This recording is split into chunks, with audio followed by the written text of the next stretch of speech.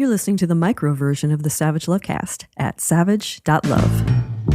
If you're stuck in a relationship quandary, or if you're looking for sexual harmony, well, there's nothing you can't ask on the Savage Lovecast. Hundreds of scientists and tech industry leaders issued a warning back in May about the dangers of artificial intelligence. The statement was short and to the point. Mitigating the risk of extinction from AI should be a global priority alongside other societal scale risks such as pandemics and nuclear war. Tristan Harris, co-founder and executive director of the Center for Humane Technology and one of the signatories on that letter, he was on HBO's Real Time with Bill Maher on Friday. And in addition to highlighting the threat of AI spreading disinformation or accelerating the spread of disinformation and putting our democracies and societies at risk, and the threat of AI putting people out of work, and maybe the threat of AI getting its hands one day on nuclear codes, Harris is very worried about AI doing science. Then there's AIs that can recursively self-improve or do science or start generating new scientific hypotheses and then testing those hypotheses. There are already examples of people who are hooking up GPT-4, the current AI, to chemistry labs and saying, could we automate chemistry? This is really, really dangerous. So we don't want AI doing chemistry, as that could lead to some sort of extinction level event in the long term. And when we're talking about AI, the long term is 5 years out. But what can AI do for you in the short term? It might get you laid. Not laid, actually not laid. We have the technology for getting you laid already. We got dating apps and hookup apps. AI is going to get you better than laid. AI is going to get you married. That's basically what Bumble founder and CEO Whitney Wolfe had to say at the Code 2023 conference, where she was interviewed by Julia Boorstin. If you missed it, you can listen to Boorstin's interview with Wolfe on the Pivot podcast. Wolfe's team at Bumble, that's the dating app where women have to make the first move. Wolfe's team is planning to supercharge the machine of compatibility using AI technology. Now, technology has created a world where many people, particularly young people in their prime dating and mating years, feel isolated and disconnected, Wolfe points out.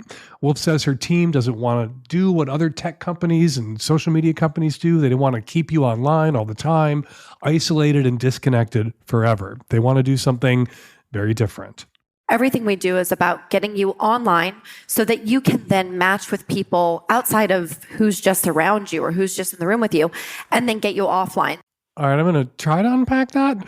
Bumble wants to disconnect you from the people you're in a room with right now so that you can connect with other people, better people that you haven't met yet, and maybe get into a room with them later. A better room, a bedroom, maybe a honeymoon suite. But first, got to get you away from the people you're with now to end your isolation? I guess that makes sense. I mean, in fairness and in reality, not everyone is currently in a room with someone they want to be in a room with for the rest of their lives. And a lot of people are alone. They're not in a room with anyone. And I am pro doing whatever it takes to help bring people together. But I worry about what exactly Wolfe means by supercharging the machine of compatibility. Here's Wolfe. She explains what she means by that and how that will work to Boorstin. Julia, if you were single, you could have a Julia bot. Okay, it's your personal matchmaker, it's your personal dating coach. And you tell your Julia bot everything you want it to know about what's important to you. Here are my non-negotiables. Here are the value sets that must exist in a partner. Here are the things I want to go do. Here's my dream summer. Here's how I want to spend a Sunday morning. Here's what I want to do on a Thursday evening. This person has to be like this. It can't be like that.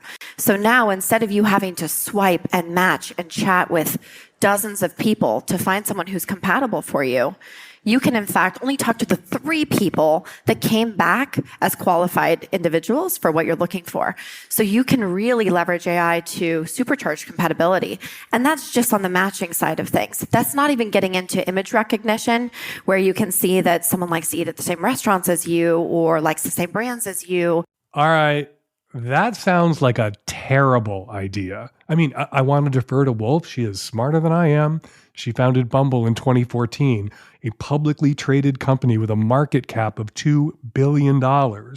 I founded Savage Love in 1991, which is not a publicly traded company and has a market cap of basically whatever I can get from my husband's shoe collection. And I also want to say I'm no Luddite when it comes to hookup and dating apps. I am not against people meeting online. I've met a few people online myself, and I kept one. But just like we don't want AI doing science, do we want AI doing romance? Isn't part of what's fun, even amazing about dating, meeting someone new and then going to restaurants you haven't been to before? Doing something that they wanted to do on a Thursday night that never occurred to you before? Spending Sunday morning going somewhere you've never been before? Has anyone ever fallen in love without having to reconsider their romantic priors, their thises and that's? AI technology might be able to find the 3 people on the planet who match every single item on your list of non-negotiable Sunday morning activities. But I gotta say, the longer your list of deal breakers, the more hurdles you erect, the harder it's gonna be for anyone, let alone 3 people, to clear them. I'm not suggesting you gotta settle, although you do gotta settle at some point. I am suggesting that right now, at least, you gotta take chances on people. But, do it. Get online, fill out that profile, tell your AI matchmaker about all your deal breakers and hard lines and values and absolute musts and ideal Sunday mornings. They must be so tall, so rich, so thin, so educated, so progressive, so conservative, so whatever. Get it all out. Get it all in there, get it all out of your system, and then for your own sanity, for your own sake, for your own romantic prospects, delete half, and then see what happens. And don't just sit at home waiting to hear from your AI dating app, your Yenta GPT. Go places, do things. Look around at the people who are already in the room with you. Cast a wide net and meet actual people online and off, because you might not know what you want until you meet someone that you want. No one really knows. No one can predict or control for or code for that special something, that indefinable quality that draws you to a person who's drawn to you and makes your non-negotiables suddenly seem very negotiable. Basically, what I'm saying here is I agree with Tristan Harris of the Center for Humane Technology. You can't trust AI with chemistry. All right, coming up on today's show on the Micro Savage Lovecast, tons of your Qs, lots of my As, and coming up on the Magnum Savage Lovecast, philosopher Manon Garcia joins me to talk about her new book, The Joy of Consent, A Philosophy of Good Sex, and tackle some questions from my listeners. All that coming up on today's show. This episode of the Savage Lovecast is brought to you by Dipsea. Dipsea is an app full of hundreds of short, sexy audio stories designed by women for women. Get an extended 30-day free trial when you go to dipseastories.com/savage. This episode is brought to you by the Meridian Trimmer, the very best tool for trimming your body hair. Go to meridiangrooming.com and use the code SAVAGE for an exclusive 15% off. This episode of the Lovecast is brought to you by the good folks at Squarespace. They make it easy to build a beautiful website, blog, or online store. Head on over to squarespace.com/savage for a free trial. And when you're ready to launch, use the offer code SAVAGE to save 10% off your first purchase of a website or domain. Hey Dan, 37-year-old cis straight woman and longtime listener here. So my partner of 2 years and I have a wonderful, loving, and respectful relationship. I couldn't be happier. We also have a great sex life and enjoy BDSM and power play, with him being the dominant and a sadist and me being the submissive and a masochist. However, lately, the last few times we've played more roughly, I've been very physically sensitive to the point where I've had to save for it and stop him, specifically from him biting me too hard, which I usually love. Every time he stops immediately because he doesn't actually want to hurt me, and we continue just less hard. But this last time, he stopped completely and got really quiet. I could tell he was really distraught, and he basically said he doesn't want to hurt me anymore, and if every time we play, I end up hurt, then he's just not going to bite me at all. So now I'm worried that this is going to impact our wonderful kinky sex life. Something to note is I recently went off hormonal birth control 2 months ago, and I'm wondering if this has impacted my sensitivity. But my big question for you is, how can we continue to have a robust and kinky sex life, assuming I stay at this level of physical sensitivity? We both love when he can let loose on me and have his way with bites, spanks, and all that. But now he's worried he has to be more careful, which kind of defeats the fun we've both enjoyed for years. Help me keep getting my love bites, Dan. So you had to safe word a few times because suddenly things that your boyfriend was doing to you before that felt great weren't feeling so great anymore. And the third or fourth time you used your safe word, he began to feel sad, self-conscious. Hopefully it didn't feel like he was retaliating against you for using your safe word. A dom should never punish a bottom in BDSM sex for using their safe word. You want to feel free to use your safe word without repercussions. It's a good sign that he felt bad about hurting you, about, the pain being too intense 3 or 4 times in a row. He doesn't want to really hurt you. He wants to give you the Goldilocks pain, not too soft, not too hard, just right. That's a sign he's a conscientious, considerate sadist. And conscientious and considerate sadists are my favorite kind and the only kind that you want to be having BDSM sex with. You say you recently went off hormonal birth control. That could impact sensitivity.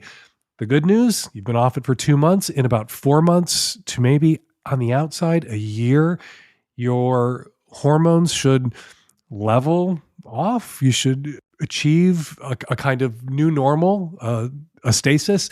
And then maybe you'll be back to your old pain threshold, or maybe this new pain threshold is the pain threshold that you're going to have going forward. So what do you do? How do you have a robust and kinky sex life if this is the level of sensitivity that you're at now and going to stay at? Well, you had a pain threshold before. There was obviously a bite, a force of bite, the jaws coming together that would have been too painful for you before. And one of the things that you do early in exploring BDSM sex with somebody, if you're the top, you figure your switches, you figure out where those pain thresholds are and you play within them. You don't exceed pain threshold. So all you need to say to your boyfriend is, all right, my pain threshold has obviously been reset a little bit. We need to find where my pain threshold falls now. And then you can do what you were doing before. You can let loose while being conscious of my pain threshold. Right? That's what you guys were doing before. That's what he was doing before. He wasn't taking bites out of you. He knew where the line was. And now he's perhaps frustrated, maybe with himself, because he thinks he's supposed to be able to read your mind, that he suddenly didn't know quite where that line was anymore. And he was, without any maliciousness or intent, stepping over it. And it kept happening, and he had a feeling about that. So all you got to do is let him have his feeling about that. Tell him he wasn't doing anything wrong, but what you both need to do, what you need to wrap your heads around, is that it's time for a reset. Your line has moved. You have a different pain threshold now. And once you figure out exactly where it is, he can do what he used to do. Let loose while somewhere in the back of his mind, maintaining conscious awareness of where that pain threshold is, where that line is, and enjoying playing within it. Enjoy playing again without feeling like he's going to keep accidentally stepping over it and doing what he doesn't want to do. And he doesn't have to do, and you don't want him to want to do, which is really hurt you in a way that causes you to use your safe word. Which, some tops feel like if the bottom used the safe word, they kind of failed as tops or failed in the moment as sadists. And someone who is with a new partner, the use of the safe word may not feel like a failure or a sign of failure in the way that somebody you've been having SM sex with for 2 years suddenly having to use their safe word all the time is going to feel like you're failing at it. And that could be why he's feeling big feelings about it, feeling sad about it, maybe even sulking a little bit about it. Let him have his sulk and then pivot together to working on this. Goldilocks pain. He's going to have to learn how to get it just right all over again. But it's worth it, right? You're worth it. And this play, this kind of exciting, kinky sex, it's worth it. Worth the effort, worth the time. Hi, Dan. I am a mid-30s cis woman, and I'm calling with a question about how you know whether or not you want to have children. So I am almost 36. I am about to be married to my partner, who is almost 42. And we have a wonderful relationship. We are very sexually compatible, and we have a great life. We travel, we enjoy each other's company, we have sex on the living room floor, we go out whenever we want. We also have very fulfilling careers and lots of goals. Life is pretty wonderful. And lately, I've been thinking about, and we've been talking about, whether or not when we get married in the spring, if at some point in the future we want to have children. We're both pretty much leaning towards no, but at the same time, there is something within each of us that we've said, well, maybe. And so I guess I'm kind of wondering, how do you know when or if you want to have children? Growing up in my early 20s and into my early 30s, I was pretty against it. I did freeze my eggs, which I know sounds probably counterintuitive, but my company paid for it at the time, and I thought, what the hell, if it's free, I'll do it. So I froze my eggs. I have about 33 on ice, and that means I can really choose if and when to get pregnant. Being able to freeze my eggs and preserve my fertility in this way has allowed me to really step back and think about this as a real choice, as a decision that I can actively make, rather than just feeling like the clock is running out and I need to either do it or I'm never going to be able to. Because with my eggs frozen, I could have children well into my 40s or even my early 50s. But yeah, at 36, I still don't really feel the drive to do it. And I'm kind of feeling like if I don't feel like I want it now, will I ever? All of my friends are having kids right now, and yeah, I'm kind of just loving my life the way it is. Is it something, if I'm not feeling it now, I should probably stay away from? Look, if you froze 33 eggs, I think you're obligated to have 33 kids. No, just kidding, of course. Your question, how do you know if you want kids? There's a lot of questions like that. I get a lot of questions like that. How do I know if he's the one? How can I know whether I'm going to regret breaking up with her? How can I know for sure whether having a threesome isn't going to dynamite our relationship? How do I know if opening up the relationship is right for us? And the answer is, you can't know. If you could know, if there were people out there who could take one look at you and know, or listen to your question on their advice podcast and know for sure, well, those people would be psychics, and psychics would get paid a lot more and be held in higher esteem if they could even guess correctly 52% of the time whether kids or the threesome or that guy is right for you or that woman is wrong for you. Usually when people frame questions like this, how do you know? How do you know for sure? They're projecting themselves into a future and worried they're going to have regrets. I'm here from the future to tell you, you are going to have regrets. Regrets are a part of life. Regret also gives a certain spice to life. Sometimes you feel regret about the person you married, about the decisions you made, whether to have kids or not, which career to pursue or not, and feeling that kind of regret every once in a while. When you feel better about your career, when you feel better about parenting, when you feel better about the relationship that you're in, or of course, the relationship you just got out of, can throw into high relief what it is you value about being a parent or doing the work that you do or being with the person you're with or not with the person you're not with anymore.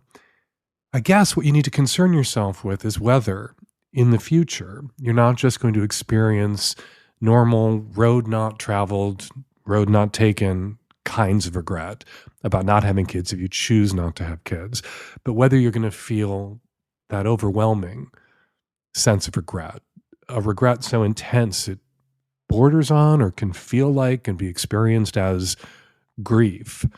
If you project yourself into a future and you think you're going to feel that kind of regret, you're going to feel it that intensely, well then yeah, maybe you should have kids. It's sort of a negative way to back into having kids, I guess. I think it's better if people really want to have kids, not if people are just worried that one day they might regret not having kids.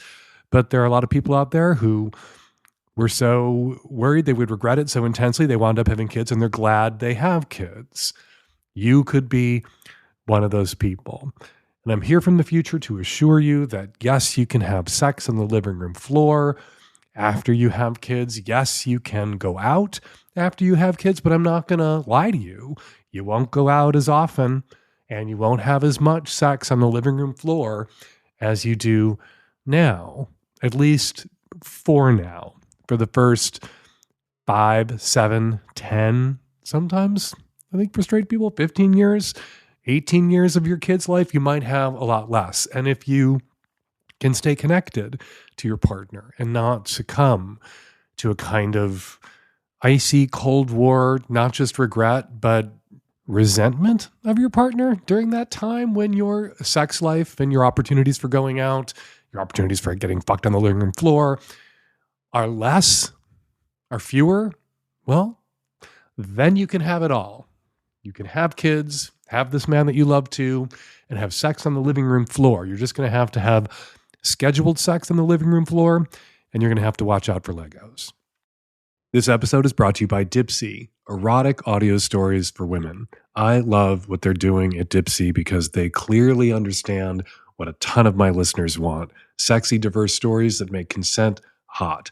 Dipsea lands square in the center of that great intersection of healthy and horny that we always strive for here at Savage Love Industries. Dipsea has stories for straight and queer listeners, NB characters, and 56% of their stories are voice acted by people of color. New content is released every week, so in between listening to your favorite audio again and again and again, you can always find something new to explore at Dipsea. They also have soothing sleep stories, wellness sessions, games you can play with a partner, a sexting tutorial, and tons of other classes and sexy stories you can read. Let Dipsea be your go-to place to spice up your me time, explore your fantasies, relax and unwind, or heat things up with a partner. For listeners of the show, Dipsea is offering an extended 30-day free trial when you go to dipseastories.com/savage. That's 30 days of full access for free when you go to DIPSEA stories.com/savage. dipseastories.com/savage. Hi, Dan. Pansexual from Massachusetts. I'm 43. I dated this guy for about 6 months, and he started acting really strange. First, he was like all, like love bombing me, and then he started acting strange and not responding to my texts and disappearing, and I found pictures of his place on another girl's Instagram, and I asked him about it, and he said they were just friends and kind of made me feel a little crazy. Then eventually I just direct messaged the other girl because I felt like a instinctual feeling just to do that, and she confirmed that they were together for the entire 6 months that we were together. He did everything the same with her. He had unprotected sex with both of us. He basically planned out the same exact dates and said all the same lines to us. We both sent him a bunch of like nude pictures and sexted with them, and he sent us pics and videos back. I confronted him about it, and he screamed at me and hung up the phone on me. Then I talked to him a few days later, and he started talking to me as if nothing had ever happened. I'm just wondering if you have any advice on how to deal with someone like this, if I should let this person back in my life at all, or if I'm should just be done. I'm not sure what level of friendship I should give this person, if anything at all. It seems like a huge betrayal to me, but I don't know. Maybe it's super common for someone to do things like this. So he lied to you, had unprotected sex with you while he was having unprotected sex with another woman that he was also lying to. And then when inspired to do this sleuthing that you did, I think legitimate sleuthing, you didn't break into his phone. You found this other woman on his Instagram, which I assume was public. When he got busted, he blew up at you, and now he's circling back to you and pretending that it didn't happen. Nothing's wrong. No, of course you shouldn't let this guy back into your life, and you shouldn't be friends with this guy either. Maybe this kind of game playing, lying, deceiving is common. Hopefully it's not universal. Hopefully it's not majoritarian behavior on the dating scene. It's common enough that, of course, we've all heard about it. Like they used to call, 30 years ago, we talked about players. Now we talk about malignant narcissists. But yeah, this guy sounds like a fucking asshole. And you shouldn't be even thinking about having him in your life at all. What should you do here? You should block his number and go find another guy that you'd like to fuck. Maybe a guy who's fucking other women, but is being honest with you about the fact that he's fucking other women. Maybe another guy who's going to suggest that you use protection with him because he is indeed fucking other women, and then allowing you to make an informed choice about whether you want to use protection with him. And a guy who isn't going to lie to your fucking face about a million fucking other things the way this guy is apparently prepared to lie to your face. Ugh, no, lady, of course. Block him. Doesn't deserve your pussy, doesn't deserve your friendship. His behavior has disqualified him from either. This episode is brought to you by the Meridian Trimmer, my new favorite tool for shaving down there. Meridian offers powerful trimmers that cut through even the coarsest hair, but their trimmers are gentle enough for your privates. You'll enjoy a comfortable shave below the belt with no nicks, cuts, or ingrowns. Meridian trimmers are for men, they're for women, they're for non-binary folks, and they're for any style, whether you prefer completely bare, neatly trimmed scruff, or a well-rounded bush.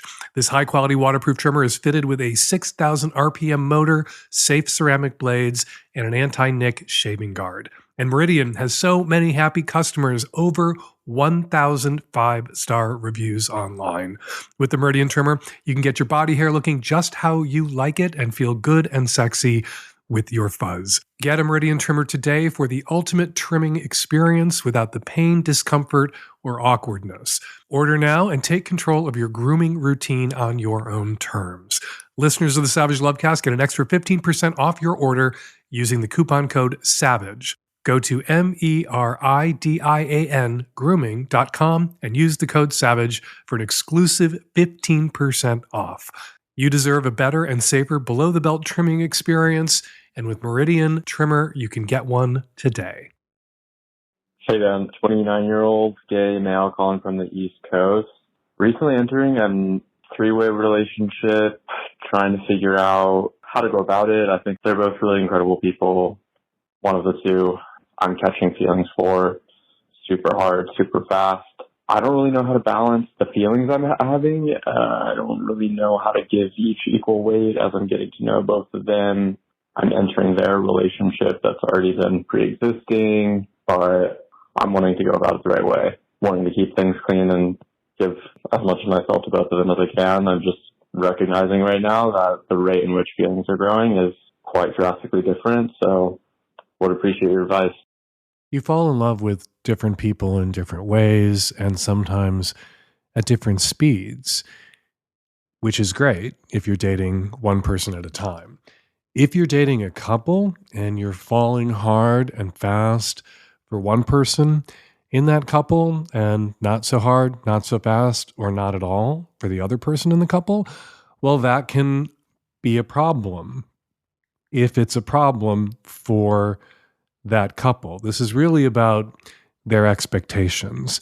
And if what they expect is to find another human being on the planet, if they're interested in having a throuple kind of relationship, if this isn't just I don't want to say crime of opportunity, if this isn't just, you guys had a three-way and then you stumbled into this sort of dating throuple-y situation, if this is something they're seeking, it would be highly unrealistic of them, expectation-wise, on the expectation front, to think that they're going to find a guy who's going to fall for both of them at the exact same rate, the exact same pace, for the exact same reasons. These are three different relationships. Theirs with each other, one of them with you, the other one with you, and then I guess 4 different relationships, all 3 of you, the relationship, the throuple ship that you're all in, if indeed you're all going to be in it.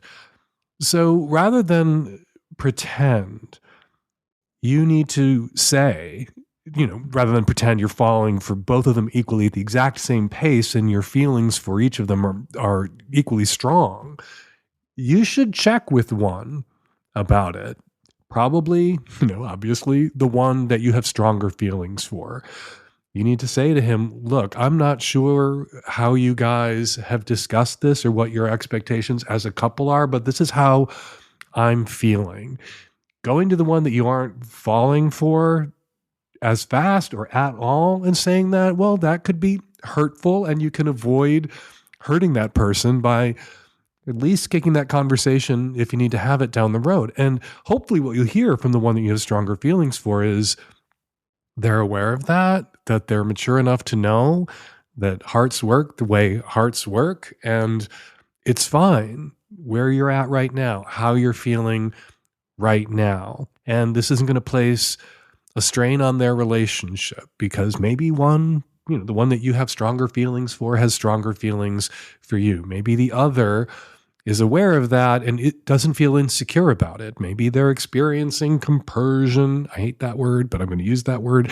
Maybe they're feeling compersive, sounds concussive, about it and are into it. Maybe they've got a little bit of a cuckold streak and this is something that turns them on or is turning them on. There's a lot of different things that could be going on for them as a couple as they date together, whether they're dating you because you came along and it just seemed right, or they're actively out there seeking a third because they want to be in a throuple and that would make them feel more fulfilled.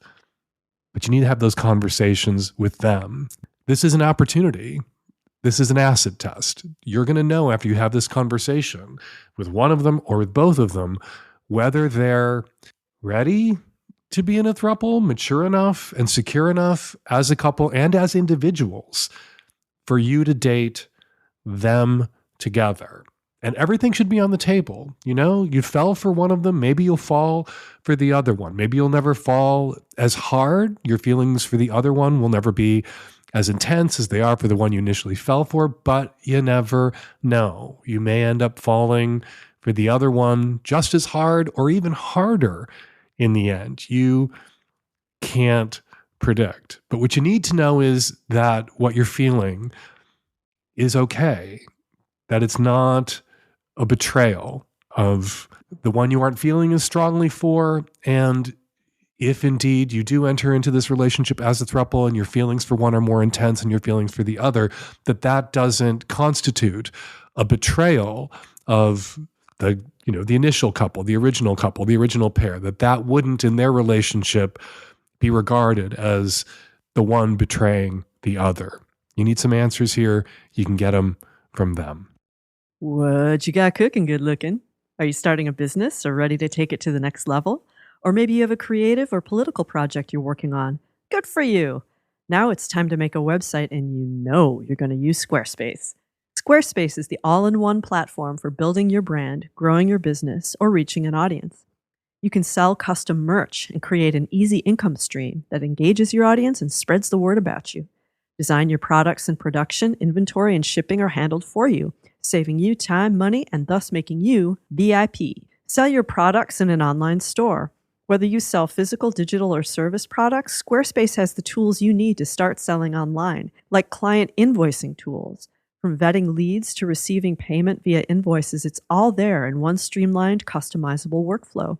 And it's easy to get started with Squarespace. They offer professional website templates with designs for every category and use case. Then you can customize your look, update content, and add features to fit your unique needs. You can make any Squarespace template do what you want so your idea, brand, or business stands out online on every device. Head on over to squarespace.com for a free trial. And when you're ready to launch, go to squarespace.com/savage and use the offer code SAVAGE to save 10% off your first purchase of a website or domain. That's squarespace.com/savage and use the offer code SAVAGE. Hey Dan, mid-40s gay guy living in London. What advice would you give a nephew who's just turned 18, just coming out, and just starting to date and is pretty naive about risks and things? I saw a stat from one of the clinics the other day that said, well, HIV infections are way down in London. The biggest group of infections is under 25, and that is scary. It's a lot I want to tell him. I just don't know how, and I'm not close enough to do so myself. I also don't want to get into the specifics of my own life and my own practices with his parents, talking about taking PrEP and things like that. One route I was considering was to tell them that monkeypox is really prevalent in the community, and he could be taking some precautions there, and a clinic could help him do that. So get him in, talk to somebody, get a vaccine for that, and then the other stuff would hopefully come out in that conversation. But I don't want to scare them. I'm just nervous to have this chat, and I'd be really upset at myself if something happened or if he contracted something and I hadn't done my part by speaking up early enough. But it's tricky. He's 18. I don't know how to have this chat. I'm in my mid-40s. We've got a big generation gap. What advice could we give just to get some good information into his hands? Send him an email. Do a big download. If it would feel awkward to have a conversation with him on the phone or to Skype with him, share with him the things that you know he needs to know to protect himself as an out adult gay man. You don't need to talk with his parents. He is an adult. You can speak to him uncle to nephew, now adult uncle. You've always been his adult uncle for all of his life, but adult uncle to adult nephew. So you don't need to involve his parents. You don't need his parents' permission to share with him the information that he really does need and probably doesn't have. Information about getting on PrEP, information about, navigating the apps, information about monkeypox, getting vaccinated, the HPV vaccine, if his parents were so foolish as to not get him vaccinated against HPV. Do the big download. If it feels awkward to have that conversation, again, put it in an email that just says, look, this is awkward. I would feel bad if I didn't say these things, if I didn't share this stuff with you, and an avoidable bad thing happened. You contracted something that if I had shared this with you, you wouldn't have contracted. So I'm just going to share this with you and put it all in there. Put it all there in one email. What you wish 20 some years ago, someone, if you'd had a gay uncle, your gay uncle, had said to you. There's a good chance your nephew has been doing his own research, as the kids say at MAGA rallies, and doesn't need to hear these things from you because he's looked up what the CDC recommends all sexually active, out, gay and bi men, and men who have sex with men who aren't out because they're just men who have sex with men, they're not gay or bi, should do. But for your own conscience, so that you can sleep at night, so that you don't feel like you let him down for fear of the conversation potentially being awkward or the email being received with some awkwardness, put it in an email and click send. And of course, at the end of that email, be sure to say, look, if there's anything you ever want to ask me about, if you need any advice, if you need to bounce something off me, if someone is telling you something that you don't feel comfortable talking with your parents about, you can call me, you can text me, you can email me. You would be a good person. One of my aunts was the person that when we were kids, we were told by our parents we could go to with any question, and my aunt would not report back to headquarters, wouldn't tell my mom and dad what we'd asked them about so that we felt safe confiding in my aunt. And this was before we were adults. This is when we were teenagers under the age of 18 years old. That was really helpful. If I were your nephew's parents, I would have identified you as the uncle that he could and should go to for advice without fear that you would report back to HQ about what he was asking me about or them about. So If they weren't smart enough to designate you as the out gay uncle that he might, as an out gay 18-year-old, need in his life, designate yourself. All right, before we get to this week's listener response calls, I want to share a couple of comments about last week's show posted at savage.love. Says Middle Path, the call from the woman in a DS relationship with a cis white man, a man she worries might be secretly a white supremacist or a misogynist or something. That call had my eyes rolling. Disclosure, I'm a cis male, straight, white, dom, who's liberal. The caller described someone, a cis man, who sounds like they're engaging in DS respectfully, sanely, and consensually, and sounds like a good person. But because this guy's a white straight guy, the caller thinks something is up. Says Cordelia, 57, I think the prevalence of step-relative porn isn't so much about people being turned on by quasi-incestuous situations, although I'm sure that's part of it for some. No, to me, it seems like the step-sibling / parent / extended family trope is just an easy way to add an element of transgression to otherwise basic vanilla sex scenes. That is a good point, Cordelia. Used to be that just being in porn itself, the willingness of two people to allow themselves to be filmed having sex, was transgression enough. But since we are all porn stars now, soft or hardcore, it needs to be a little something extra, I guess. Finally, says Kit to the caller who wants to help his new girlfriend get out of the house after a messy, abusive marriage, she may not be ready yet for you to help with your own presence, but something you could offer is to pay for a sitter. Don't attach strings to it. Just put the offer on the table. And if she feels comfortable picking it up, that'll give her some evenings to focus on herself and maybe you as well, but don't expect it all the time. That is a lovely and generous and selfless idea. Kit, thank you for sharing it. All right, for more listener comments and more of my responses, check out Struggle Session, posted on Thursdays at savage.love, where I respond to comments, emails, and DMs from my listeners and my readers. It's another perk for Magnum subs. For all the perks, become my sub today at savage.love/subscribe. Listener response call to the girl who was ghosted. I wanted to say I'm so sorry. I feel for you. I feel your pain, your hurt, but mostly I feel so happy for you because you dodged a bullet after 3 months. By saying nothing at all, this guy is saying everything. He is not capable of giving you what you want and deserve, and it's so easy to lose sight of that. You deserve someone who reciprocates your feelings and reciprocates the respect that you have from them. So don't forget that. Don't lose sight of it. I unfortunately learned this the hard way after 3 years of dating an emotionally unavailable guy who told me that right off the bat. I didn't listen. Anyways, good luck to you. You're going to find someone great. Also, was his name Nick? Pretty sure we dated the same guy. Response call for the woman who's disappointed that the guy on Hinge ended up just wanting to go back to his place. Just wanted to set realistic expectations. I've spent a lot of time on dating apps, and although Hinge has a little bit less of a hookup culture with, the time that you have to spend to fill out those prompts and their little tagline about how you're meant to get off of the app, there are plenty of people on there that are just there to hook up. The reality is it's just the most popular dating app right now. So just like you would in the real world, you're going to find all different types of people with all different types of intentions that are looking for different things. So just do a little bit of digging, use your words, as Dan would say, use your judgment, which it looks like you're doing a good job of, and keep at it because there's plenty of great people out there. Hey Dan, I'm responding to a caller from episode 885. The gentleman with the closeted dad that his mom has dementia and she's trying to out him. I think you had great advice, but I also think one of the options is alluding to the dad that you love him no matter what. You don't have to outright say that you know that he's closeted, but you can say something along the lines like, I understand it's hard, Dad, dealing with Mom. And you know what? Understand that my brother and I, we love you both no matter what. We don't care what's going on in your life or your marriages. We don't care who you guys are or what you do. No matter what, we love both of you guys and we will always be there to help you. And we're going to leave it there. Got a question for next week's Lovecast or something to say about something I said on this week's Lovecast? Go to savage.love/askdan right now while that question is fresh in your mind and record it for me.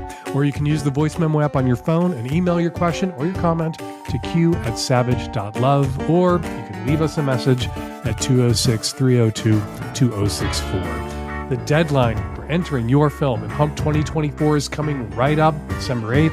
That still does leave, though, plenty of time to get to work on your 5-minute or less dirty little porn masterpiece. All it takes is a smartphone and an idea and a body or bodies or no bodies at all. Just like I encourage my listeners to have a broad definition of sex, everyone involved with Hump has a broad definition of porn and erotica. Go to humpfilmfest.com/submit for more info on getting your film into Hump. Also, while you're at humpfilmfest.com, you can check out your streaming options and find out when the Hump Film Festival is coming to a city near you. Follow me on Instagram and Threads at Dan Savage. Follow me on Blue Sky, also at Dan Savage, and you can still find me at The Bad Place at Fake Dan Savage. Follow Manon Garcia on Twitter at Manon Garcia FR. That's MANONGARCIAFR. Her new book, The Joy of Consent, A Philosophy of Good Sex, is out now. Learn more about Manon Garcia's work at her website, manongarcia.com. The Savage Lovecast is produced every week by Nancy Hartunian and me and Nancy and the tech-savvy at-risk youth. We will all be back at you next week for an installment of the Savage Lovecast. Thank you for downloading.